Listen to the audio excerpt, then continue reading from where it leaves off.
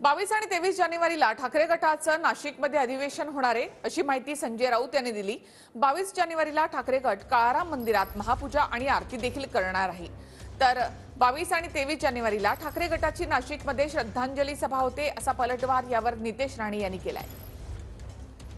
राज्यव्यापी अधिवेशन हे साधारण 22 आणि 23 तारखेला नाशिक येथे होतं। राम मंदिरातील मूर्ती प्राणप्रतिष्ठेच्या सोहळ्यानिमित्त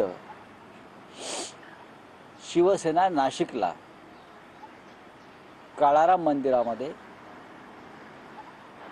दर्शन पूजा त्यानंतर रामकुंडावर म्हणजे गोदावरीवर महाआरती असा एक साधारण 22 तारखेचा कार्यक्रम आहे।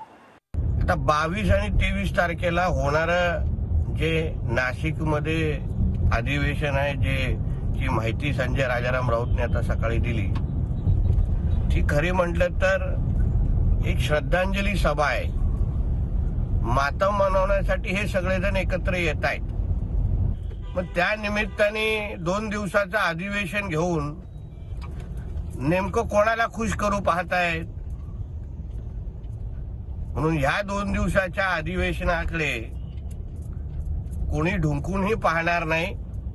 पंतप्रधान नरेंद्र मोदी 4 दिवसापूर्वी नाशिकला आले, काळाराम मंदिरात गेले, प्रचार केला, काय शोभायात्रा की रोड शो केला। पण हे करत असताना त्यांना डॉक्टर बाबासाहेब आंबेडकर जे या काळाराम मंदिराचे आंदोलनाचे एक प्रणेते होते किंवा दादासाहेब गायकवाड, साने गुरुजी आंबेडकर होतेच, यांची आठवण झाली नाही। सावरकर सावरकर सावरकर असा जप लावतात पण त्यांना सावरकरांचं स्मरण झालं नाही। सावरकरांच्या भगूरच्या स्मारकस्थळी सोडाच पण त्यांच्या सावरकरांचा साधा नामोल्लेख सुद्धा केला नाही। ही अत्यंत दुर्दैवी घटना। शिवसेना पक्षप्रमुख हे भगूरला जातील, सावरकरांना आदरांजली वाहतील। स्वातंत्र्यवीर सावरकरांवर प्रेम दाखवण्याचा प्रयत्न हे उद्धव ठाकरे आणि त्यांचे बगलबच्चे 22 तारखेला करणार आहेत असं संजय राजाराम राऊत म्हणतो।